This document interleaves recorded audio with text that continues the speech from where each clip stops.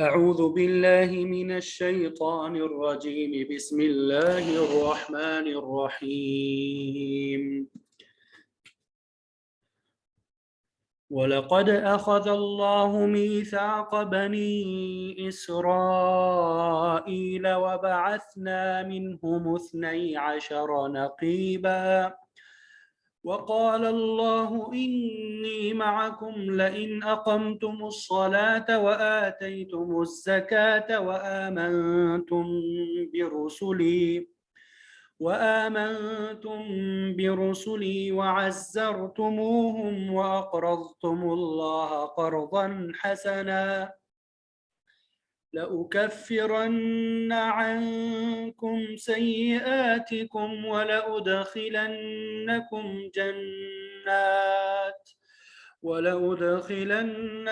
جنات تجري من تحتها الأنهار فمن كفر بعد ذلك منكم فقد ضل سواء السبيل فبما نقضهم ميثاقهم لعناهم وجعلنا قلوبهم قاسية يحرفون الكلم عن مواضعه ونسوا حظا مما ذكروا به ولا تزال تطلع على خائنة منهم إلا قليلا منهم فاعف عنهم واصفح إن الله يحب المحسنين.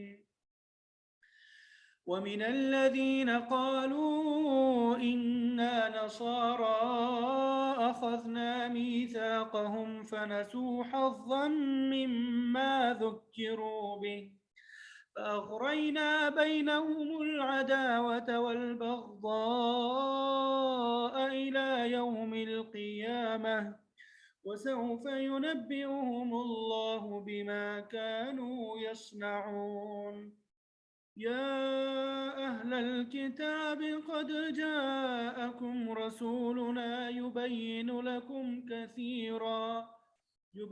لكم كثيرا مما كنتم تخفون من الكتاب ويعفو عن كثير قد جاءكم من الله نور وكتاب مبين يهدي به الله من اتبع رضوانه سبل السلام ويخرجهم من الظلمات إلى النور بإذنه ويهديهم إلى صراط مستقيم.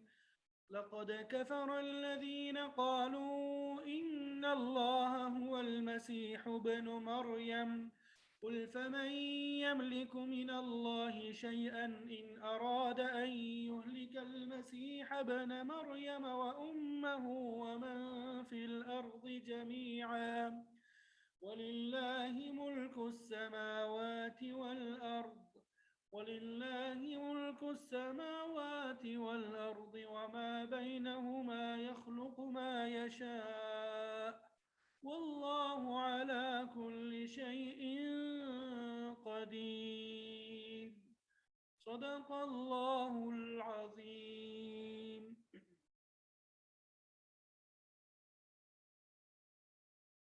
अल्हम्दुलिल्लाह। अभी आपके सामने सूरह माइदा की आयत नंबर 12 से लेके आयत नंबर 17 तक की तिलावत की सआदत हासिल हुई। अब सबसे पहले हम इसका तर्जुमा पढ़ेंगे और फिर उसके बाद इसकी तफसीर जो है वो देख लेंगे। वलक़द और तहक़ीक़, अख़ज़ का माना होता है लेना, आख़ुज़ु मैं लेता हूँ, ख़ुज़िल किताब बिक़ुव्वा ताकत से किताब को ले लो, पकड़ लो। अख़ज़ याख़ुज़ु का माना पकड़ना भी होता है, लेना भी होता है। और तहक़ीक़ लिया अल्लाह ताला ने मीसाक़ा पुख्ता अहद बनी इसराइल से, वबाअसना और बाअसना یہ پہلے بھی میں آپ کو بتا چکا ہوں. سمعنا، اطعنا، قلنا، جب آخر میں نون الف نہ آ جائے اس کا معنی ہوتا ہے ہم، اور ہم نے بعثنا مقرر کیے ہیں، اور ہم نے مقرر کیے ہیں منہم ان میں سے، بنی اسرائیل میں سے ہم نے مقرر کیے ہیں اثنی عشرہ، اثنی عشرہ 12، اثنین اور پھر عشرہ تو نون اضافت کی وجہ سے گر گیا، اثنی عشرہ 12 نقیبہ سردار.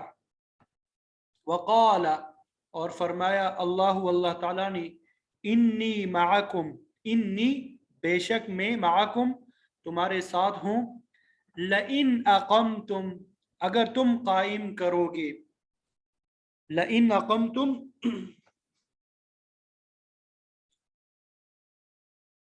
اللہ کی قسم اگر تم نے قائم کیا، یعنی تم قائم کرو گی الصلاۃ نماز کو، وآتیتم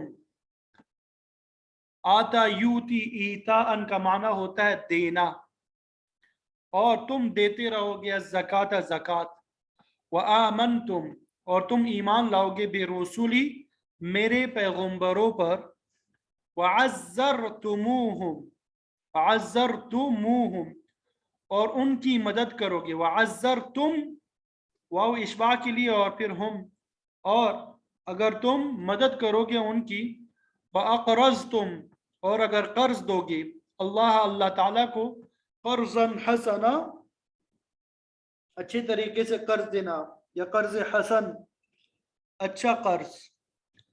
تو یہ سب شرائط ہے یہاں تک. لئن اقمتم سے شروع ہو رہا کہ اگر تم نماز قائم کرو گے، زکوٰۃ دیتے رہو گے، ایمان لاؤ گے میرے پیغمبروں پہ، ان کی مدد کرو گے، اللہ کو قرض دو گے، تو اس کا نتیجہ کیا نکلے گا، اس کے بدلے میں کیا ہوگا؟ لَأُكَفِّرَنَّ یہاں سے جزا بیان کی جا رہی ہے کہ اس کی جزا کیا ہے؟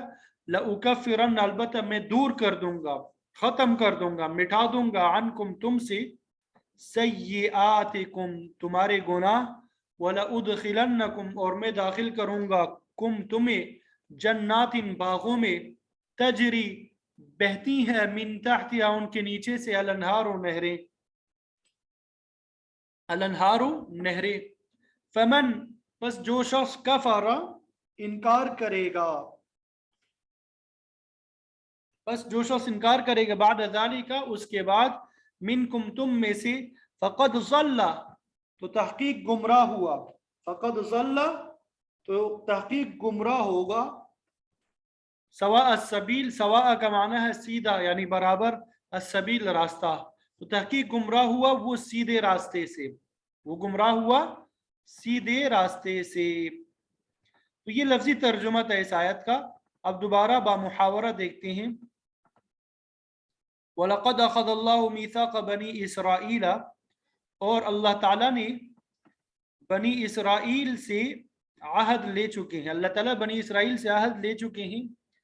وَبَعَثْنَا مِنْهُمْ اثْنَيْ عَشَرَ نَقِيبًا اور ہم نے مقرر کی ان میں سے 12 سردار. وقال اللہ انی معکم اور اللہ تعالیٰ نے فرمایا میں تمہارے ساتھ ہوں. لئن اقمتم الصلاۃ وآتیتم الزکاۃ وآمنتم برسلی اگر تم نماز قائم رکھو گے، زکوٰۃ دیتے رہو گے اور ایمان لاؤ گے میرے پیغمبروں پہ، وعزرتموہم اور ان کی مدد کرو گے اور قرض دو گے اللہ کو اچھی طرح کا قرض، تو میں البتہ دور کروں گا تم سے، لأکفرن عنکم سیئاتکم تمہارے گناہ، ولأدخلنکم جنات اور تمہیں داخل کروں گا باغوں میں کہ جن کے نیچے نہریں بہتی ہوں گی. فمن کفر بعد ذلك پھر جو کوئی اس کے بعد تم میں سے کافر ہوا، فقد ضل سواء السبیل تو وہ بے شک سیدھے راستے سے گمراہ ہوا، تو وہ بے شک سیدھے راستے سے گمراہ ہوا. یہاں تک ترجمہ سمجھ میں آ گیا امید کرتا ہوں. آگے دیکھیں. فَبِمَا نَقْضِهِمْ اچھا ایک تو یہ طریقہ ہے کہ لفظی ترجمہ پہلے میں نے لکھا تھا، یہ آج آپ لوگوں نے بتانا کہ پہلے ہی لکھا ہوا ٹھیک ہے یا جو ساتھ ساتھ لکھتے ہیں وہ بہتر ہے. ٹھیک ہے، دونوں آپ نے بتانے ہیں. اب دیکھیں یہ ساتھ ہم لکھتے جائیں گے. ٹھیک ہے. فَبِمَا نَقْضِهِمْ پس فَبِمَا کی وجہ سے، بیما کا معنی کی وجہ سے، ٹھیک ہے. نقضہم ان کے توڑنے، بس ان کے توڑنے کی وجہ سے. اب یہاں پہ آپ نے دیکھ لیا فا کا معنی ہے پس، بیما کی وجہ سے. نقض کا معنی ہوتا ہے توڑنا، ہم ان کے، پس ان کے توڑنے کی وجہ سے. میثاقہم اپنے عہد کے، میثاقہم اپنا عہد. لعناہم یہ بھی اسی طرح ہے، ابھی ہم نے پڑھا، کیا ہم نے پڑھا تھا اس سے پہلے؟ بعثنا، اسی کے وزن پہ لعنا، اسی کے وزن پہ کیا ہے؟ لعناہم.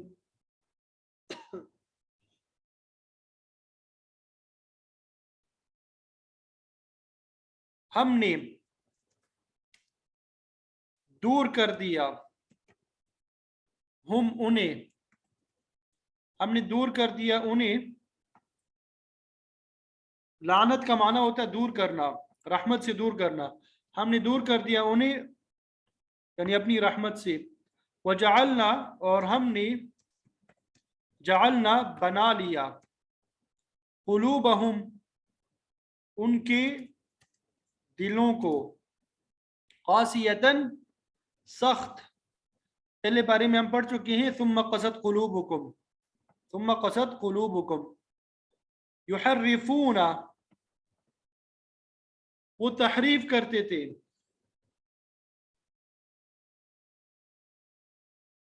وہ پھیرتے تھے، ہٹاتے تھے، ہٹا دیتے تھے.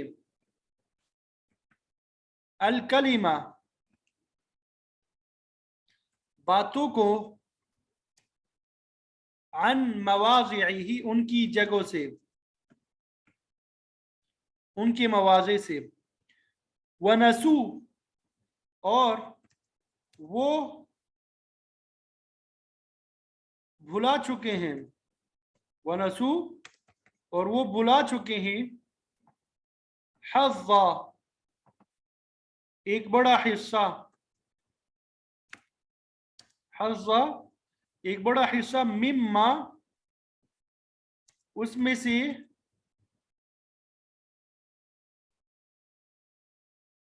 جو ذکروا نصیحت کی گئی تھی، بھی جس کی، یعنی وہ بلا چکے ہیں اس کا ایک بڑا حصہ جس بات کی ان کو نصیحت کی گئی تھی.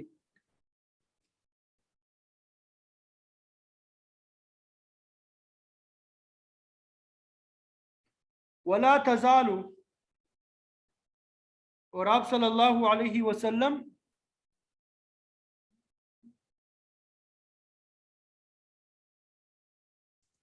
اور آپ برابر، تطلع واقف ہوتے رہتے،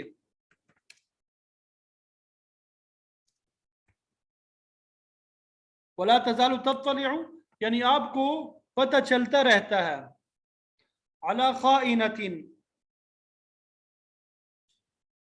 کسی نہ کسی خیانت پر. یعنی آپ صلی اللہ علیہ وسلم کو ان کی کسی نہ کسی خیانت کا پتہ چلتا رہتا ہے. منہم ان میں سے، الا قلیلا مگر تھوڑے، تھوڑے مستثنا ہے یعنی وہ خیانت نہیں کرتے تھے، اکثر تو خیانت کرتے تھے لیکن ان میں سے تھوڑے مستثنا ہے. فاعفو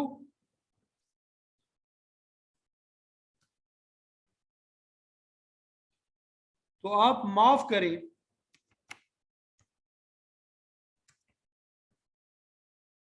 انہیں، وصفح اور درگزر سے کام لیں. ان اللہ بے شک اللہ تعالیٰ یحب پسند کرتا ہے، المحسنین احسان کرنے والوں کو، بے شک اللہ تعالیٰ محسنین یعنی احسان کرنے والوں کو پسند کرتا ہے۔ تو یہ لفظی ترجمہ آپ کے سامنے بیان کیا، اب محاورہ ترجمہ کرتے ہیں۔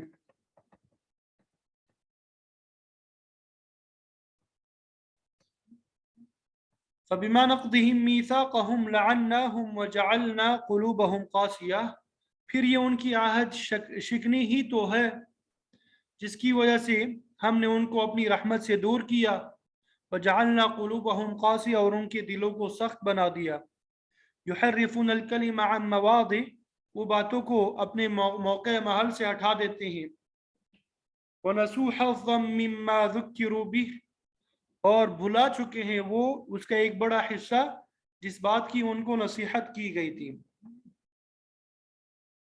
وَلَا تَزَالُ تَطَّلِعُ عَلَى خَائِنَةٍ مِّنْهُمْ إِلَّا قَلِيلًا مِّنْهُمْ،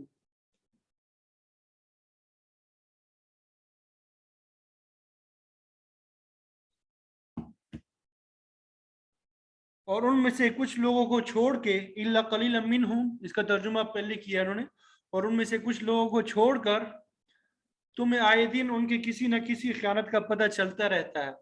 وَلَا تَزَالُ تَطَّلِعُ عَلَى خَائِنَةٍ مِّنْهُمْ کہ ان کی خیانت کا آپ کو پتہ چلتا رہتا ہے ان میں سے چند کو چھوڑ کے۔ فَاعْفُ عَنْهُمْ وَاصْفَحْ، لہذا فی الحال انہیں معاف کر دو اور درگزر سے کام لو۔ ان اللہ یحب المحسنین، بے شک اللہ تعالیٰ احسان کرنے والوں کو پسند کرتا ہے، بے شک اللہ تعالیٰ احسان کرنے والوں کو پسند کرتا ہے۔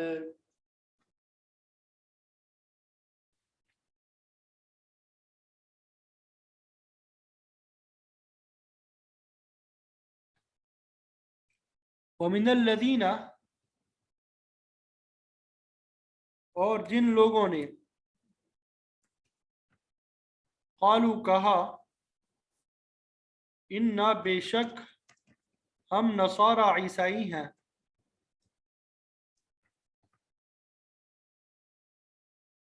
اخذنا ہم نے لیا، میثاقہم ان کا عہد، فنسو پس بھول گئے، وہ حظاً بڑا حصہ، مما اس میں سے،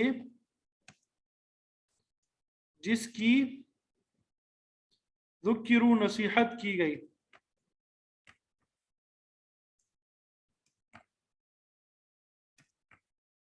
بھی جس کے ساتھ، یعنی جس کے ساتھ انہیں نصیحت کی گئی تھی۔ فَأَغْرَيْنَا،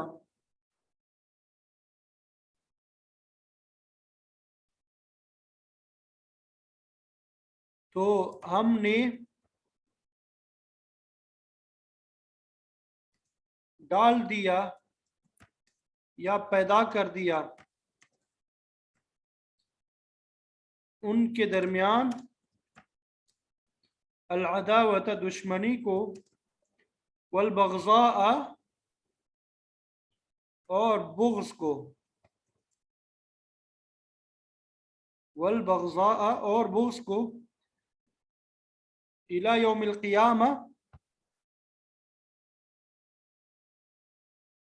قیامت کے دن تک، الی کا معنی تک، یوم کا معنی دن، اور قیامت کے دن تک، وسوف ینبئہم اور عن قریب، وسوف اور عن قریب، ینبئہم خبر دے گا انہیں،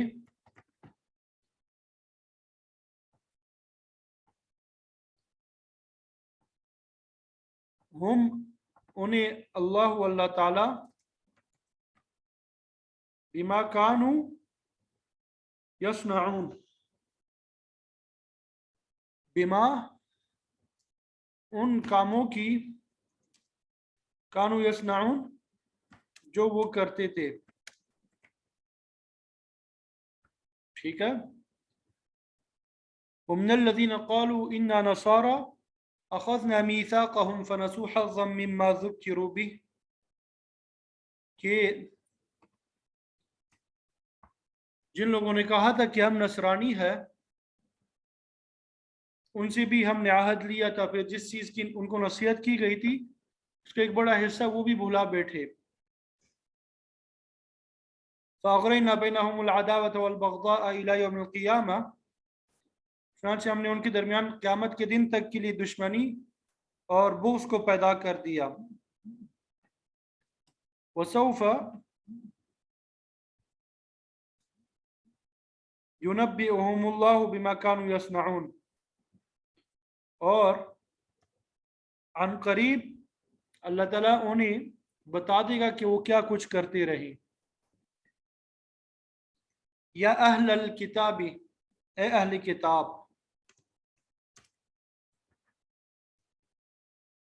قد جاءکم، تحقیق آیا ہے، تحقیق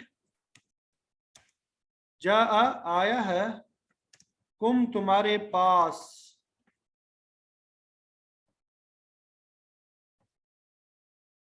رسولنا یہاں پہ جمع کر دیں، آئے ہیں تمہارے پاس رسولنا ہمارے پیغمبر، یبین،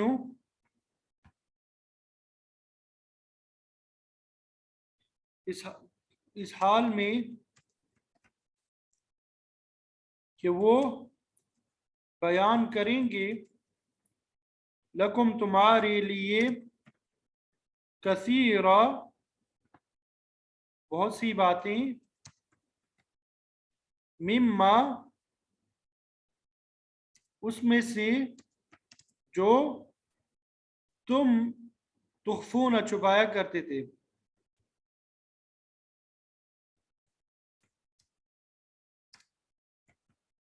من الکتاب، کتاب میں سے،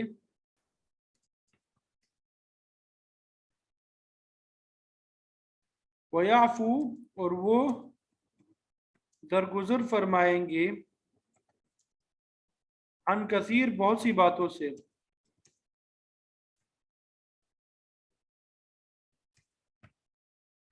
قد جاءکم، تحقیق جاءکم آیا ہے تمہارے پاس،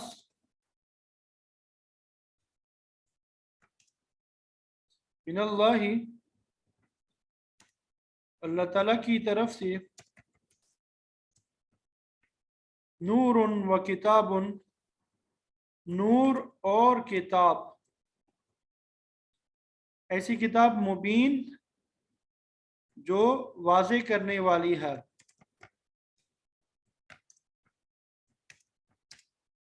حق کو.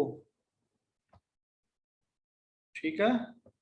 یا اہل الکتاب قد جاءکم رسولنا یبین لکم کثیرا مما کنتم تخفون من الکتاب ویعفو عن کثیر، کہ اے اہل کتاب تمہارے پاس ہمارے یہ پیغمبر آ گئے ہیں جو کتاب یعنی تورات اور انجیل کی بہت سی ان باتوں کو کھول کھول کے بیان کرتے ہیں، کنتم تخفون جو تم چھپایا کرتے تھے، ویعفو عن کثیر اور بہت سی باتوں سے درگزر کر جاتے ہیں. قد جاءکم من اللہ نور و کتاب مبین، تمہارے پاس اللہ تعالیٰ کی طرف سے ایک روشنی آئی ہے اور ایک ایسی کتاب جو حق کو واضح کر دینے والی ہے. یہدی بہ اللہ، رہنمائی کرتا ہے، بہ جس کے ذریعے، اللہ اللہ تعالی، جو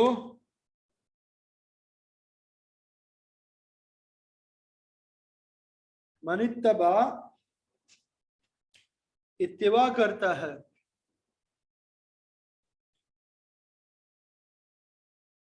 جو پیروی کرے، پیروی کرے، رضوانہ اس کی خوشنودی،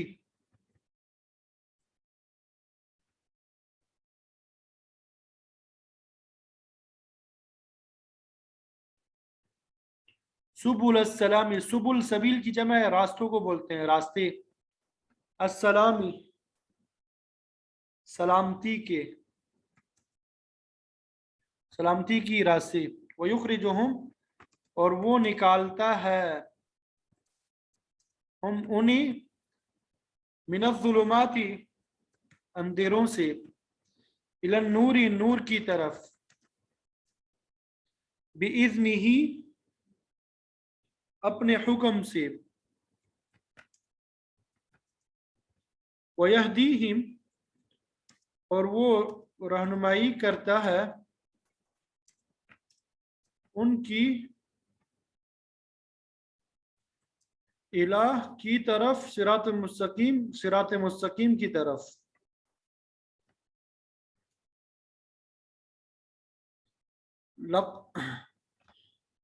یہدی بہ اللہ من اتبع رضوانہ سبل السلام، جس کے ذریعے اللہ تعالیٰ، وہ کتاب کی وضاحت کر، جس کے ذریعے اللہ تعالیٰ ان لوگوں کو سلامتی کی راستے دکھاتا ہے جو اس کی خوشنودی کے طالب ہے، وَيُخْرِجُهُم مِّنَ الظُّلُمَاتِ إِلَى النُّورِ اور انہیں اپنے حکم سے اندھیروں سے نکال کے روشنی کی طرف لاتا ہے، وَيَهْدِيهِمْ إِلَى صِرَاطٍ مُّسْتَقِيمٍ اور انہیں سیدھے راستے کی ہدایت عطا کرتا ہے۔ لقد کفر تحقیق کافر ہو گئے، لقد کفر تحقیق کافر ہو گئے، الذین وہ لوگ، جنہوں نے کہا، قالو کہا، ان اللہ بے شک اللہ تعالی، ہوا اللہ تعالی ہی، المسیح ابن مریم نعوذ باللہ من ذلک مسیح ابن مریم ہے۔ تحقیق جن لوگوں نے یہ کہا کہ اللہ ہی مسیح ابن مریم ہے، وہ یقیناً کافر ہو گئے۔ قل اے نبی علیہ الصلوۃ والسلام آپ کہہ دیجئے، فمن یملکو بس کون مالک ہے،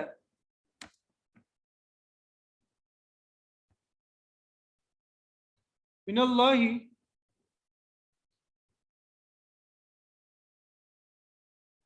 اللہ کے مقابلے میں، شیء کسی بھی چیز کا، ان ارادہ اگر وہ ارادہ کرے، یعنی اللہ رب العزت ارادہ کرے، ان یہلک کہ وہ ہلاک کرے، المسیح ابن مریم مسیح ابن مریم کو، وامہ اور اس کی والدہ کو، ومن فی الارض اور جو کچھ فی الارض زمین میں ہے، جمیعا سارا کا سارا، یعنی فمن یملک من اللہ شیئا ان اراد ان یہلک المسیح ابن مریم وامہ ومن فی الارض جمیعا،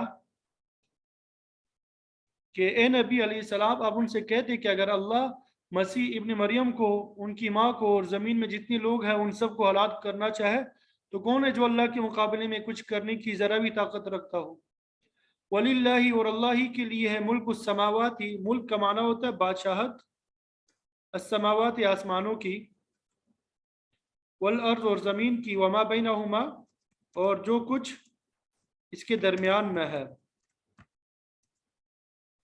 یخلق وہ پیدا کرتا ہے، ما یشاء جو چیز چاہتا ہے، واللہ اور اللہ تعالی، علی کل ہر ایک پر، شیء چیز پر، قدیر قدرت رکھتا ہے، اور اللہ تعالی ہر چیز پہ قدرت رکھتا ہے۔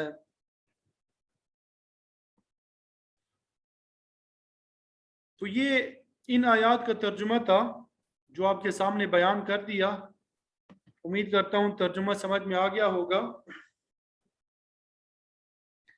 ان آیات کا ترجمہ آپ کو سمجھ میں آ گیا ہوگا۔ اب مفسرین نے ان آیات کی جو تفسیر بیان کی ہے وہ انشاءاللہ بیان کریں گے. ترجمہ سب کو سمجھ میں آ گیا؟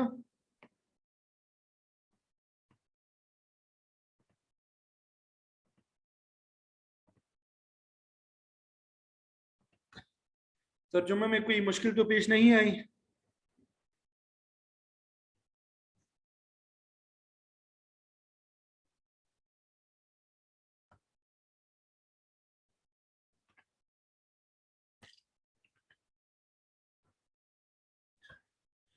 سب سے پہلے تفسیر بیان کرنے سے پہلے ان آیات کا ماقبل سے ربط بیان کرتے ہیں.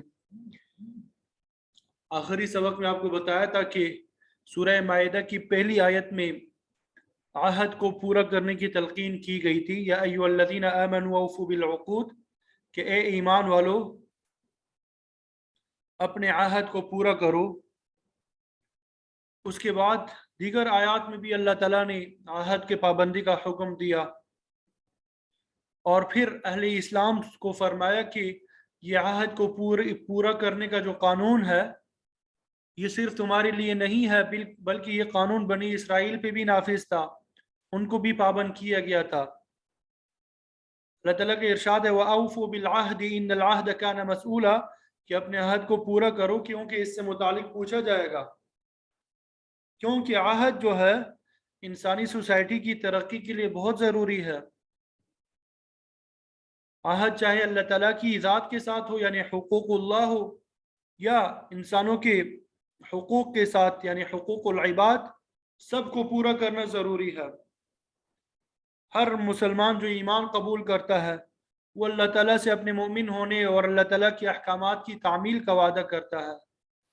میاں بیوی نکاح کی صورت میں بعض شرائط پہ عہد کرتے ہیں اور دونوں اپنے اپنے حقوق اور فرائض کی ادائیگی کا ذمہ لیتے ہیں. اسی طرح دو افراد کسی معاملے میں پارٹنرشپ کا معاہدہ کرتے ہیں تو اسے بھی پورا کرنا لازم ہے. اسی طرح دو ممالک کے درمیان کوئی معاہدہ ہو جائے تو دونوں کا فرض ہے کہ اس کی پابندی کریں، کیونکہ عہد کو توڑنا یہ منافق کی نشانی ہے. اذا عہد غدر، جب وہ کسی سے عہد کرتا ہے تو غداری کرتا ہے. لیکن مومن کی صفت تو یہ ہے کہ جب وہ عہد کرے تو اسے پورا کرے. تو گزشتہ آیات میں اہل اسلام کو عہد کو پورا کرنے کی تلقین کی گئی تھی. اب فرمایا وَلَقَدْ أَخَذْنَا مِيثَاقَ بَنِي اسرائیل، کہ ہم نے بنی اسرائیل سے بھی عہد لیا، لیکن ان عہدوں کی نوعیت مختلف تھی. بنی اسرائیل سے کیا عہد لیا تھا؟ سورہ بقرہ میں اس کا تذکرہ آ چکا ہے. لا تعبدون الا اللہ، کہ تم اللہ کے علاوہ کسی کی عبادت نہیں کرو گے. والدین، رشتہ داروں، یتیموں، مسکینوں کے ساتھ احسان کرو گے، نماز قائم کرو گے، زکوٰۃ دو گے. اور پھر ان سے یہ بھی عہد لیا تھا لا تسفکون دماءکم، کہ تم آپس میں ایک دوسرے کا خون نہیں بہاؤ گے اور ایک دوسرے کو جلا وطن نہیں کرو گے. سورہ بقرہ میں کوہ طور جو ہے ان کے سروں پہ معلق کر کے اللہ تعالیٰ کی کتاب پہ عمل کرنے کا عہد جو ہے لیا گیا. اسی طرح سورہ آل عمران میں بھی ان سے عہد لیا تھا لَتُبَيِّنُنَّهُ لِلنَّاسِ وَلَا تَكْتُمُونَهُ، کہ تم تورات کے احکام کو لوگوں کے سامنے بیان کرو کہ انہیں نہیں چھپاؤ گے. تو بہرحال یہاں پہ اللہ تعالیٰ نے بنی اسرائیل کے عہود کی مثال بیان کر کے اہل ایمان کو یاد دلایا کہ جس طرح ان کے لیے عہد کو پورا کرنا ضروری تھا اسی طرح تمہارے لیے بھی ضروری ہے. تمہارے لیے ضروری ہے. پھر آگے فرمایا وَبَعَثْنَا مِنْهُمْ 12 نَقِيبًا، کہ ہم نے ان میں سے 12 نقیب یعنی 12 سردار مقرر کیے. کیونکہ بنی اسرائیل 12 قبائل پہ مشتمل تھی، اس لیے ہر قبیلے کے لیے ایک نقیب یعنی سردار مقرر کیا گیا. نقب کا معنی ہوتا ہے سوراخ، تنقیب کا معنی خریدنا، دیکھ بھال کرنا، حفاظت کرنا، نگرانی کرنا. اسی لیے نقیب سردار کو بولتے ہیں. کیونکہ وہ اپنے خاندان قبیلے کا سربراہ ہوتا ہے، محافظ اور نگران ہوتا ہے۔ کلاس میں جو مانیٹر ہوتا ہے اس کے لیے بھی عربی میں نقیب کا لفظ استعمال ہوتا ہے، کیونکہ وہ پوری کلاس کی دیکھ بھال کرتا ہے، نگرانی کرتا ہے۔ تو یہاں جس آیت کا ذکر کیا جا رہا ہے یہ اللہ تعالیٰ نے بنی اسرائیل سے حضرت موسیٰ علیہ السلام کے واسطے سے لیا تھا۔ جس طرح موسیٰ علیہ السلام نے اپنی قوم کے لیے 12 سردار مقرر کیے تھے، اسی طرح آپ صلی اللہ علیہ وسلم نے بھی انصار مدینہ کے 12 نقیب مقرر کیے تھے۔ ہجرت مدینہ سے پہلے مدینہ کے 2 عظیم خاندانوں اوس اور خزرج نے اسلام قبول کیا۔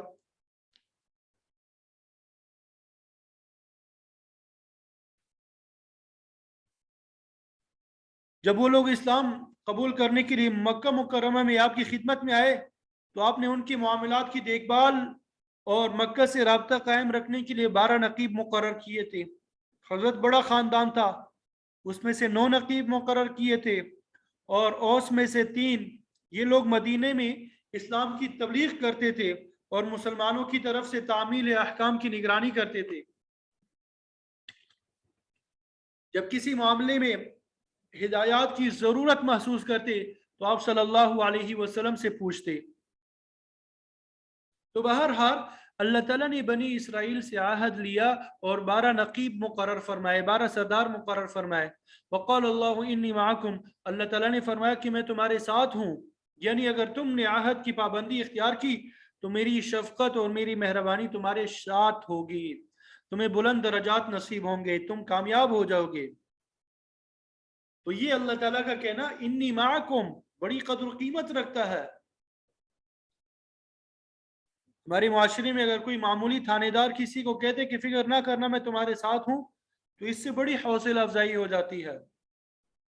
کسی کے پشت پہ کوئی گورنر ہو، صدر مملکت ہو، کسی کو تسلی دے دے تو یہ متعلقہ شخص کے لیے بہت بڑی بات ہوتی ہے۔ لیکن یہی بات جب مالک الملک فرما دے کہ میں تمہارے ساتھ ہوں تو پھر کس چیز کی کمی رہ جاتی ہے؟ اللہ تعالیٰ نے بنی اسرائیل سے اپنی معیت کا وعدہ کیا، لیکن وہ اپنے عہد پہ قائم نہ رہ سکے، اس کی وجہ سے اللہ تعالیٰ کے نزدیک وہ مغضوب ٹھہرے۔ اس قسم کی معیت کی کئی مثالیں قرآن مجید میں ملتی ہے۔ جب موسیٰ علیہ السلام اپنی قوم کو لے کے نکل کڑے ہوئے تو آگے سمندر آ گیا اور پیچھے فرعون کی فوج آ رہی تھی، قوم سخت پریشان ہو گئی۔ تو اس وقت موسیٰ علیہ السلام نے فرمایا گھبراؤ نہیں، ان معی ربی سیہدین، بے شک میرا رب میرے ساتھ ہے۔ اسی طرح ہجرت کی ابتدا میں جب آپ صلی اللہ علیہ وسلم اور صدیق اکبر غار ثور میں چلے گئے تو کفار بھی آپ کے تعاقب میں پہنچ گئے۔ اس موقع پہ صدیق اکبر رضی اللہ تعالی عنہ پہ گھبراہٹ کی کیفیت طاری ہوئی تو آپ صلی اللہ علیہ وسلم نے یہی فرمایا تھا لا تحزن ان اللہ معنا، گھبراؤ نہیں، بے شک اللہ تعالیٰ ہمارے ساتھ ہے، ہم اللہ تعالیٰ کے حکم سے نکلے ہیں۔ تو اللہ تعالیٰ کی تائید اور نصرت ہمارے ساتھ شامل ہے، وہ خود ہماری حفاظت فرمائے گا۔ آپ صلی اللہ علیہ وسلم کے صحابہ کرام جیسے باعمل لوگوں کے متعلق اللہ تعالیٰ نے فرمایا واللہ مع المؤمنین، اللہ تعالیٰ مؤمنین کے ساتھ ہے۔ واللہ تعالیٰ کی طرف سے معیت کا وعدہ اس وقت تھا جب لوگ اس پر خلوص دل سے ایمان رکھتے تھے، خلوص نیت سے اس کے احکام پہ عمل کرتے تھے، لیکن آج وہ چیز کہاں ہے؟ اس کی وجہ سے اللہ تعالیٰ کی نصرت شامل حال ہوتی ہے۔ جب مخلوق اپنے عہد پہ قائم نہیں رہی تو اللہ تعالیٰ کی تائید اور حمایت کیسے حاصل ہوگی؟ وہ تو ہمارے تمام کاموں کو جانتا ہے، ہمارے اعمال کو دیکھ رہا ہے، ہماری نیت اور ارادے تک سے وہ واقف ہے۔ تو اللہ تعالیٰ کی معیت اسی وقت حاصل ہوگی جب ہم خلوص نیت کے ساتھ اللہ تعالیٰ کے احکام کی تعمیل پہ کمر بستہ ہو جائیں گے۔ آج بھی جو افراد اخلاص نیت کے ساتھ کام کرتے ہیں تو اللہ تعالیٰ کی معیت ان کے ساتھ ہوتی ہے۔ آگے پھر اللہ رب العزت نے وہ شرائط بیان فرما دیے جن کو پورا کرنے سے اللہ تعالیٰ کی معیت نصیب ہوتی ہے، اللہ تعالیٰ کی معیت حاصل ہوتی ہے۔ لئن اقمتم الصلاۃ، اگر تم نماز قائم کرو گے، زکوٰۃ دیتے رہو گے، یعنی ایمان لانے کے بعد نماز اور زکوٰۃ اہم ترین ارکان ہے۔ ان دونوں چیزوں پہ مداومت کی بار بار تاکید کی گئی ہے۔ مسلمانوں کی جماعت میں شامل ہونے کی یہ دو ظاہری علامات ہے۔ نماز بدنی عبادت ہے، اس کا تعلق حقوق اللہ سے ہے۔ زکوٰۃ مالی عبادت ہے، اس کا تعلق حقوق العباد سے ہے۔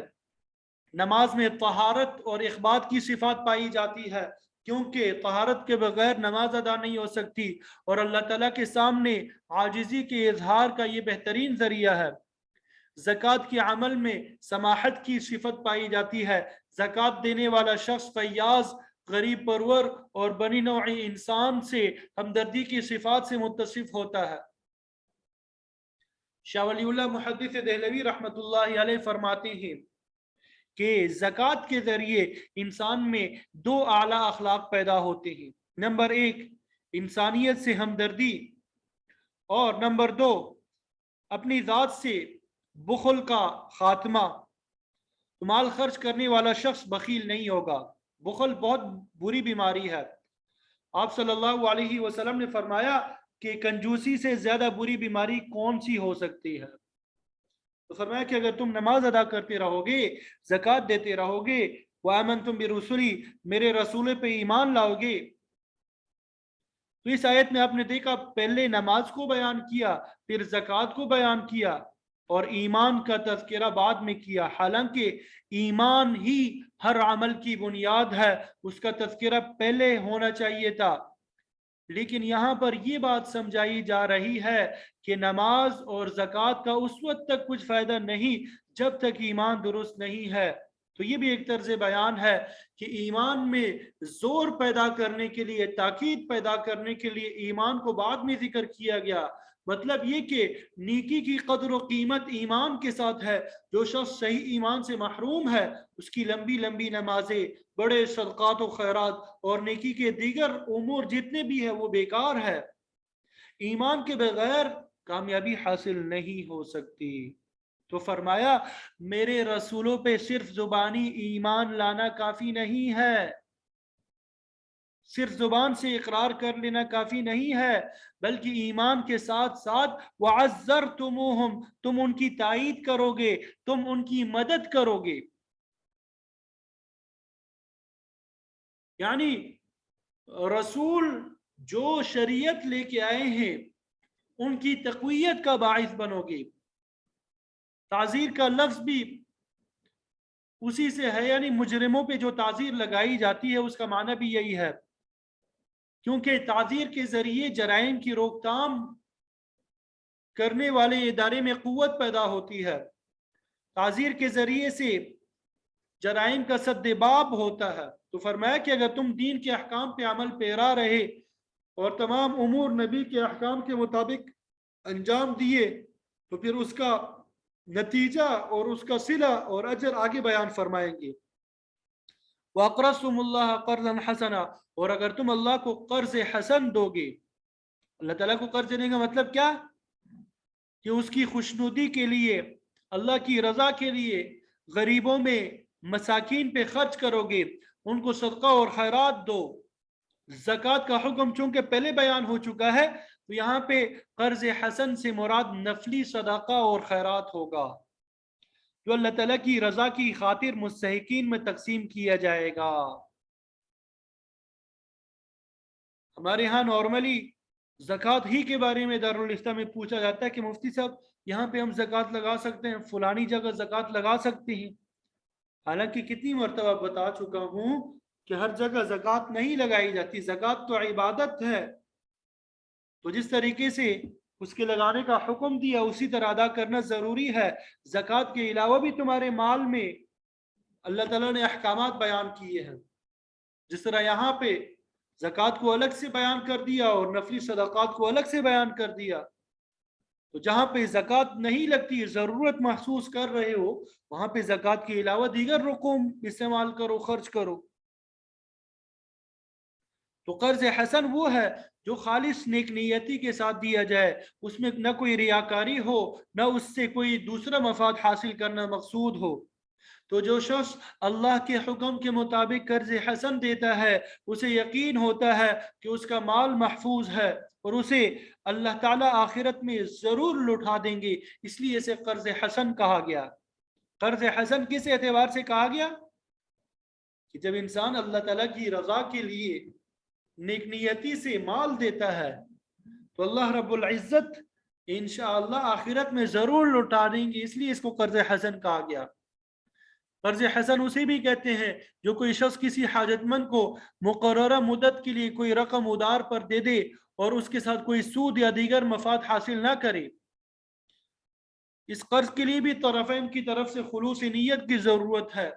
قرض دینے والا صرف اللہ تعالیٰ کی رضا کے خاطر اپنے بھائی کی مدد کرے تاکہ ضرورت پوری کرنے کے بعد وہ رقم واپس کر دے، لیکن اگر قرض دینے والے کی نیت میں تھوڑا سا بھی فتور ہوگا، وہ قرض دے کے احسان جتلائے گا یا کوئی چھوٹا موٹا مفاد حاصل کرنے کی کوشش کرے گا تو وہ قرض حسن نہیں ہوگا۔ اسی طرح مقروض کے لیے بھی لازم ہے کہ وہ قرض لیتے وقت خلوص نیت سے مقررہ مدت میں قرضے کی واپسی کا ارادہ کرے اور واپسی میں کسی قسم کی حیل و حجت نہ کرے، پس و پیش سے کام نہ لے۔ لیکن اگر مقروض واقعی مجبور ہے، وقت مقررہ پہ قرض واپس کرنے پہ قادر نہیں ہے، تو قرض دینے والے کو چاہیے فَنَظِرَةٌ إِلَى مَيْسَرَةٍ کا مصداق بن جائے اور اسے مزید مہلت دے۔ اور اگر مقروض زیادہ ہی نادار ہے، مجبور ہے، تو قرض کا کچھ حصہ یا مکمل معاف کر دے تو اللہ تعالیٰ اسے اجر عظیم کا مستحق قرار پائے گا۔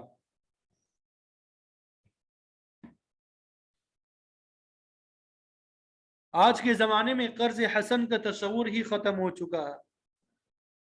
مادہ پرستی کا دور ہے، ہر شخص اپنی مفاد کو دیکھتا ہے، ہر وقت دولت جمع کرنے کی فکر میں رہتا ہے۔ جو شخص بینک میں رقم جمع کرا کے مقررہ سود حاصل کرنے کی فکر میں رہتا ہے، وہ کسی کو قرض حسن کیسے ادا کرے گا؟ اسی طرح جو شخص قرض تو حاصل کرتا ہے لیکن اس کی نیت میں فتور ہے، واپسی کا ارادہ نہیں رکھتا یا ٹال مٹول کرتا ہے، تو یہ بھی بڑا ظلم ہے۔ اس وجہ سے کوئی آدمی قرض حسن دینے کے لیے تیار نہیں ہوتا کیونکہ اسے واپسی کا یقین نہیں ہوتا۔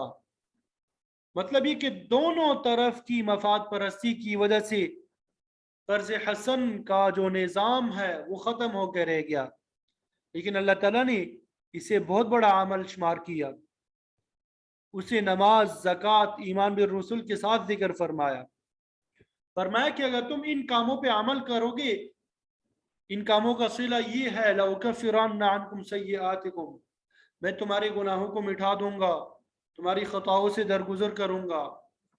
جب یہ ہوگا تو کیا نتیجہ نکلے گا؟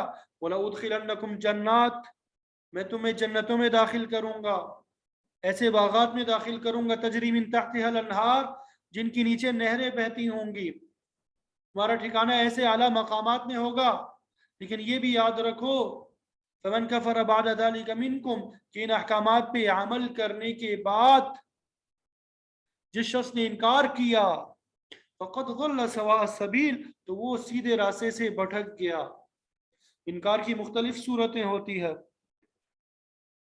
ایک صورت یہ کہ ان اعمال پہ، ان احکامات پہ ایمان ہی باقی نہیں رہا، ویسا شخص تو بلا شبہ کافر ہو گیا، اور زبان سے تعمیل احکام کا اقرار کرتا ہے لیکن عملاً انکار کرتا ہے، یعنی عملی طور پہ وہ کرتا نہیں ہے، تو پھر کفر کے درجے کو تو نہیں پہنچا لیکن ناشکر گزار بندوں میں ضرور داخل ہو گیا۔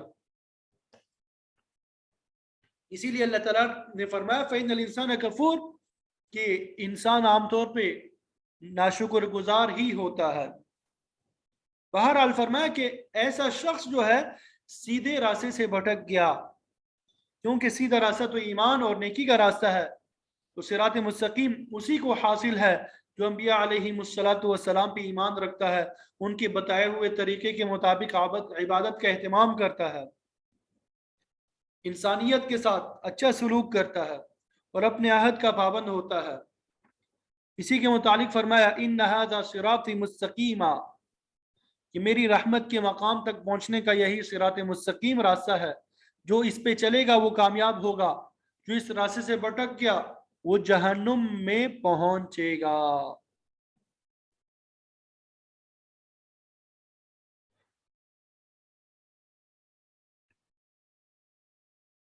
پھر آگے اللہ تعالیٰ نے اس سزا کا ذکر کیا جو بنی اسرائیل کو عہد توڑنے کی وجہ سے دی گئی، کہ اس جرم کی سزا نہ صرف دنیا میں انہیں دی گئی بلکہ انہیں آخرت میں بھی سزا ملے گی۔ فبما نقضهم میثاقهم، ان لوگوں کے اپنے پختہ عہد کے توڑ دینے کی وجہ سے، بنی اسرائیل کو چونکہ بڑی سخت تاکید کی گئی تھی کہ عہد کو پورا کری، لیکن انہوں نے اپنے عہد کو توڑ دیا۔ لعناہم، اللہ تعالیٰ فرماتے کہ ہم نے ان پہ لعنت کی۔ لعنت کا معنی ہوتا ہے اپنی رحمت سے دور کر دینا، کہ اللہ تعالیٰ نے بنی اسرائیل کو اپنی رحمت اور مہربانی سے دور کر دیا۔ یہ وہی دوری اور لعنت ہے جو شیطان کے حصے میں ہمیشہ کے لیے آ گئی۔ اس نے اللہ تعالیٰ کے سامنے تکبر کا اظہار کیا تو اللہ تعالیٰ نے اسے دائمی طور پہ ملعون قرار دیا۔ اللہ تعالیٰ نے اسے دائمی طور پہ ملعون قرار دیا۔ تو اسی طرح بنی اسرائیل نے عہد کو توڑا تو اللہ تعالیٰ نے انہیں بھی لعنت کا مستحق ٹھہرایا۔ پھر اس کے بعد فرمایا وَجَعَلْنَا قُلُوبَهُمْ قَاسِيَةً، کہ سزا کے دور پہ ہم نے ان کے دل بھی سخت کر دیے۔ تو دل کا سخت ہونا یہ اللہ تعالیٰ کی طرف سے عذاب ہے۔ ترمذی شریف کی روایت میں آتا ہے اللہ تعالیٰ سے دور ہونے والی چیزوں میں سب سے زیادہ دور سخت دل لوگ ہیں۔ تو فرمایا کہ بنی اسرائیل کو سنگ دل بنایا، سخت دل بنایا، پتھر دل بنایا۔ جب دل سخت ہو جائے تو فہم بھی معکوس ہو جاتے ہیں، ایسے لوگوں کی سمجھ اور فکر جو ہے وہ خراب ہو جاتی ہے۔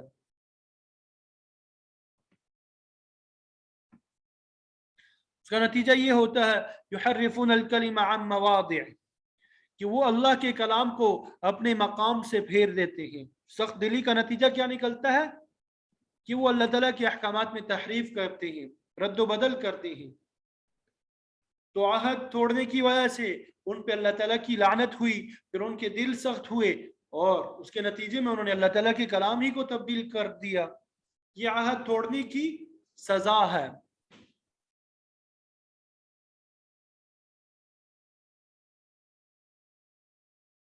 اللہ اکبر کبیرہ۔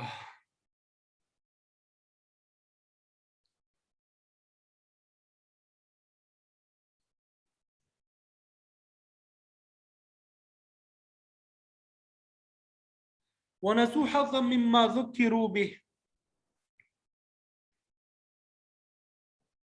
اور اس نصیحت سے مستفید ہونا بھولا بیٹھے، یعنی اللہ تعالیٰ کے کلام سے انہوں نے کچھ فائدہ حاصل نہیں کیا۔ پھر اس کے بعد اللہ تعالیٰ نے آپ صلی اللہ علیہ وسلم کو تسلی دیتے ہوئے فرمایا، اللہ تعالیٰ نے آپ صلی اللہ علیہ وسلم کو تسلی دیتے ہوئے فرمایا وَلَا تَزَالُ تَطَّلِعُ عَلَى خَائِنَةٍ مِّنْهُمْ، کہ آپ ان کی آئندہ خیانت یعنی تحریف سے بھی مطلع ہوتے رہیں گے۔ یعنی یہ لوگ جب بھی اللہ تعالیٰ کے کلام میں تبدیلی کے مرتکب ہوں گے آپ وقتاً فوتاً اس پہ مطلع ہوتے رہیں گے۔ البتہ فرمایا کہ سارے اہل کتاب ایک جیسے نہیں ہے، الا قلیلا منہم، ان کی ایک قلیل تعداد جو ہے اللہ تعالیٰ کی کتابوں میں تحریف کے مرتکب نہیں ہے۔ تو اللہ تعالیٰ نے آپ صلی اللہ علیہ وسلم کو فرمایا کہ اہل کتاب کی ان تمام تر خباثتوں کے باوجود فاعف عنہم، آپ ان کو معاف کر دے، وصفح، اور درگزر فرمائے، نیکی پہ قائم رہیں، کیونکہ ان اللہ یحب المحسنین، اللہ تعالیٰ نیکی کرنے والوں کو پسند فرماتا ہے۔ اس کے بعد اللہ تعالیٰ نے نصارہ کے متعلق خصوصی طور پہ فرمایا وَمِنَ الَّذِينَ قَالُوا إِنَّا نَصَارَى، اپنے آپ کو نصارہ کہلانے والے لوگوں میں سے۔ نصارہ یا نصرانی یہ انصار کی مادہ سے ہے جس کا معنی ہوتا ہے مددگار۔ سورہ صف میں موجود ہے، عیسیٰ علیہ السلام نے اپنے حواریوں سے کہا من انصاری الی اللہ، کہ اللہ تعالیٰ کے دین کے لیے میری کون مدد کرے گا؟ قال الحواریون نحن انصار اللہ، تو حواریوں نے کہا ہم مطلوبہ مدد پہ تیار ہے. اس وجہ سے انہیں نصرانی کہا جاتا ہے. اور بعض کہتے ہیں کہ نصارہ کی نسبت حدیثہ علیہ السلام کے گاؤں ناصرہ کی طرف ہے. تو بہرحال جو لوگ اپنے آپ کو نصارہ کہتے ہیں وہ اپنے دعویٰ میں جھوٹے ہیں، وہ عیسیٰ علیہ السلام پہ ایمان نہیں رکھتے، نہ انجیل پہ ان کا صحیح ایمان ہے. تو بہرحال فرمایا جن لوگوں نے نصارہ ہونے کا دعویٰ کیا، اخذنا میثاقہم، ہم نے ان سے پختہ عہد لیا، فنسوا حظا مما ذکروا بہ، لیکن وہ اس چیز سے فائدہ اٹھانا بھول گئے اس کے انہیں نصیحت کی گئی. تو اس کا نتیجہ یہ نکلا فاغرینا بینہم العداوۃ والبغضاء، ہم نے ان کے درمیان عداوت اور دشمنی اور کینہ ڈال دیا. یہ دنیا میں ان کو سزا دے دی گئی کہ وہ ایک دوسرے کے دشمن بن گئے. یہ سب جو ہے عہد توڑنے کا نتیجہ تھا کہ ان پہ لعنت کی گئی، ان کے دلوں کو سخت بنا دیا گیا. پھر انہوں نے اللہ تعالیٰ کی کتاب میں تحریف کی، کتاب کے اصل جو احکام تھے وہ بھول گئے. اور پھر نصارہ کے متعلق خصوصی طور پہ فرمایا کہ انہیں آپس کی دشمنی اور عداوت کی سزا دی گئی الی یوم القیامہ، جو ہمیشہ ان کو ملتی رہے گی قیامت کے دن تک. یہاں پہ یوم القیامہ سے مراد یوم آخرت نہیں ہے بلکہ ایک لمبا عرصہ مراد ہے. تو جن خرابیوں کا ذکر اللہ تعالیٰ نے اہل کتاب کے متعلق کیا، آج ہم بھی دیکھتے ہیں کہ یہ سب خرابیاں اہل ایمان میں بھی پیدا ہو چکی ہے. اللہ تعالیٰ ہم سب کی حفاظت فرمائے. اللہ اکبر کبیر.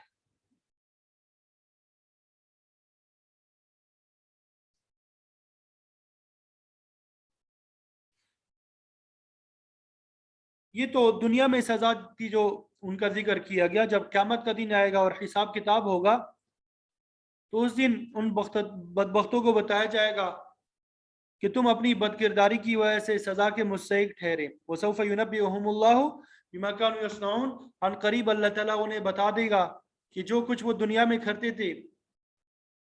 بہرحال اہل کتاب کی خرابیاں بیان فرما کے مسلمانوں کو خبردار کر دیا گیا کہ تم ان کے نقش قدم پہ نہ چلنا، تم جو ہے ان کے نقش قدم پہ نہ چلنا. پھر اگلی آیت میں اللہ تعالیٰ نے اہل کتاب کو نصیحت کی کہ اگر تم نقض عہد کی لعنت اور سزا سے بچنا چاہتے ہو تو اس کا ایک ہی راستہ ہے، یا اہل الکتاب قد جاءکم رسولنا، اے اہل کتاب تمہارے پاس ہمارا رسول آ گیا ہے، یعنی اللہ تعالیٰ کا آخری نبی آپ صلی اللہ علیہ وسلم مبعوث ہو چکے ہیں.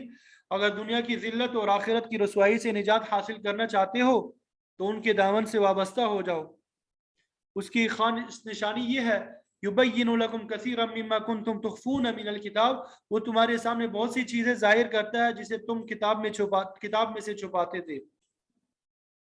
یہودیوں کی طرف سے کتمان حق کے سلسلے میں اسی صورت میں آگے آئے گا کہ وہ رجم یعنی سنگساری کے حکم کو بھی چھپاتے تھے.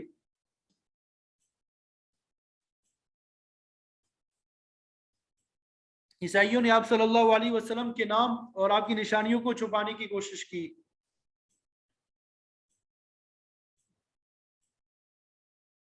تو بہرحال یہ ان کی طرف سے تحریف ہی تھی کہ وہ نبی بہت سی ایسی چیزوں کو بیان کر دیتا ہے جن کو تم چھپاتے تھے. وَيَعْفُو عَنْ كَثِيرٍ، اور کئی چیزوں سے درگزر کرتا ہے. بعض ضروری چیزوں کو ظاہر کر دیتا ہے لیکن غیر اہم چیزوں کو ظاہر نہیں کرتا.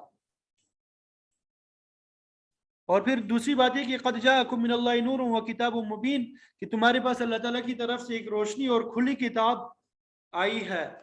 یہاں پہ الفاظ نور اور کتاب مبین خاص طور پہ توجہ طلب ہے. عام مفسرین کے نزدیک دونوں الفاظ کے درمیان عطف تفسیری ہے اور ان دونوں الفاظ سے ایک ہی چیز مراد ہے، یعنی قرآن کریم. نور بھی وہی ہے اور کتاب مبین بھی اسی کو کہا گیا. سورہ نساء میں بھی نور اسی معنی میں استعمال ہوا، قد جاءکم برہان من ربکم وانزلنا الیکم نورا مبینا. وہ نور مبین سے مراد قرآن مجید ہے. سورہ اعراف میں بھی نور کا لفظ آیا ہے قرآن مجید کے لیے. واتبعوا النور الذی انزل معہ، کہ انہوں نے اس نور کی پیروی کی جو اس کے ساتھ اتارا گیا، اور یہی لوگ کامیابی حاصل کرنے والے ہیں. تو مطلب یہ کہ نور اور کتاب سے مراد ایک ہی چیز ہے اور وہ ہے قرآن مجید. تو یہ اس لحاظ سے مبین ہے کہ ہر چیز کو کھول کھول کے یعنی واضح طور پہ بیان کرتا ہے.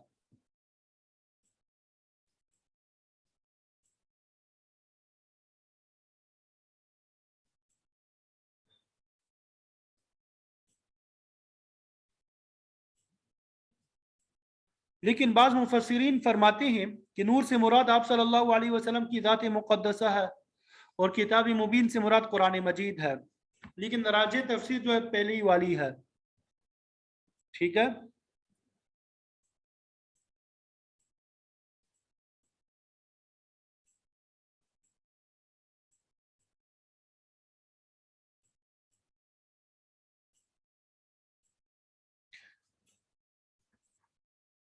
پھر آگے فرمایا یہدی بہ اللہ من اتبع رضوانہ سبل السلام، اس کے ذریعے اللہ تعالیٰ ہر اس شخص کو سلامتی کی راستے کی ہدایت دیتا ہے جو اس کی خوشنودی کی پیروی کرتا ہے.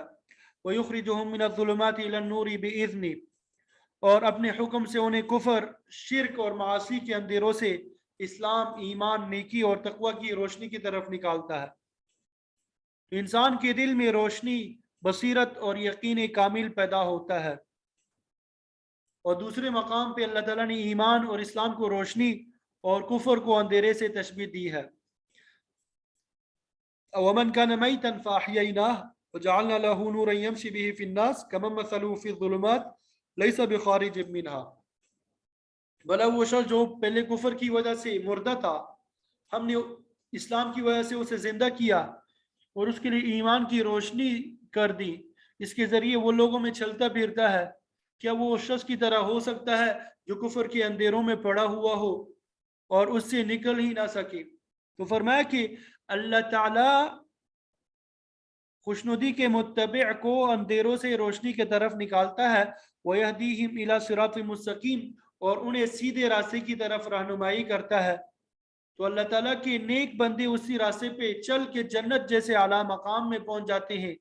لیکن جنہوں نے کفر کا راستہ اختیار کیا، اس کے متعلق پہلے بتا دیا فَمَنْ كَفَرَ بَعْدَ ذَلِكَ مِنْكُمْ فَقَدْ ضَلَّ سَوَاءَ السَّبِيلِ، کہ جس نے اس کے بعد کفر کا راستہ اختیار کیا تو وہ سیدھے راستے سے بھٹک گیا اور وہ بالآخر اسے جہنم میں لے جائے گا.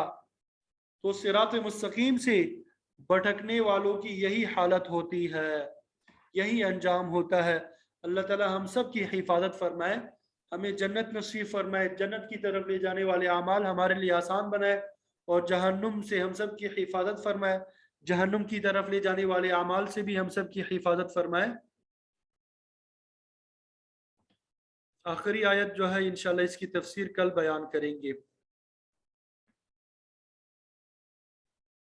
لقد كفر الذين قالوا ان الله هو المسيح ابن مریم، آیت نمبر 17. اس کا ترجمہ تو ہم نے پڑھ لیا، اس کی تفسیر انشاءاللہ پیر والے دن بیان کریں گے. جمعہ، ہفتہ اور اتوار کو چھٹی ہوتی ہے، پیر، منگل، بدھ اور جمعرات کو کلاس ہوتی ہے.